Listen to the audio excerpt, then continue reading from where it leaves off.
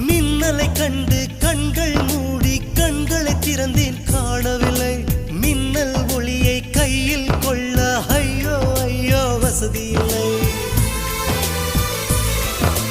என்னை நோக்கி சிந்திய மழைத்துளி எங்கே விழுந்தது தெரியவில்லை எந்த சிப்பியில் முத்தாய் போச்சோ இதுவரை ஏதும் தகவல் இல்லை அழகே